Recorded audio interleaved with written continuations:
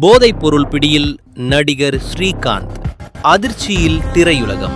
மாலை நேரச் செய்திகளில் மின்னல் வேகத்தில் பரவிய அந்த தகவல் தமிழக திரையுலக வட்டாரத்தில் ஒரு சலசலப்பை ஏற்படுத்தியது.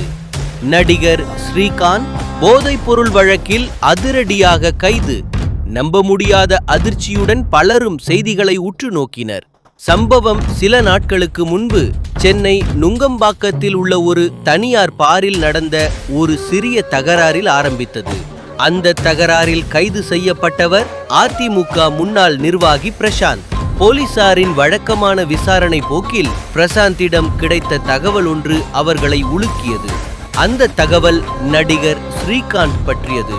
ஆம், பிரசாந்திடமிருந்து நடிகர் ஸ்ரீகாந்த் சுமார் 40 முறை போதைப் பொருள் வாங்கியுள்ளதாக தெரிய வந்தது. தகவல் உறுதியானதும் நுங்கம்பாக்கம் காவல் நிலைய தனிப்படை போலீசார் சுதாரித்துக் கொண்டனர். உடனடியாக நடிகர் ஸ்ரீகாந்திடம் விசாரணை வளையம் இறுக்கப்பட்டது. காவல் நிலையத்திற்கு வரவழைக்கப்பட்ட அவரிடம் தீவிர விசாரணை மேற்கொள்ளப்பட்டது. விசாரணைக்கு அப்பால் அவர் போதைப் பொருள் பயன்படுத்தியாரா என்பதை உறுதிப்படுத்த இரத்த மாதிரிகள் எடுக்கப்பட்டன. சில நாட்கள் காத்திருப்புக்கு பிறகு இரத்த பரிசோதனை முடிவுகள் வெளிவந்தன. அவை ஸ்ரீகாந்த் கொக்கைன் பயன்படுத்தியதை உறுதிப்படுத்தின. இதைத் தொடர்ந்து எந்தவித தாமதமும் இன்றி அவர் கைது செய்யப்பட்டார். பிரசாந்த் நடிகர் ஸ்ரீகாந்தை வைத்து தீங்கர் என்ற திரைப்படத்தை தயாரித்து வந்ததும் அப்போது ஸ்ரீகாந்த் தன்னிடம் போதைப்பொருள் கேட்டு வாங்கியதாகவும் காவல்துறை விசாரணையில் தெரிய வந்தது. நடிகர் ஸ்ரீகாந்த் ஒரு காலத்தில் குடும்ப படங்களின் நாயகனாக இளைஞர்களின் மத்தியில் பிரபலமான முகமாக வலம் வந்தவர்.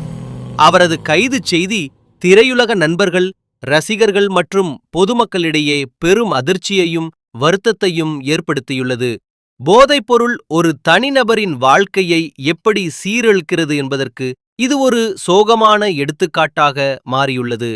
இந்த வழக்கு போதைப்பொருள் நடமாட்டம் மற்றும் பயன்பாடு குறித்து மேலும் பல கேள்விகளை எழுப்பியுள்ளது.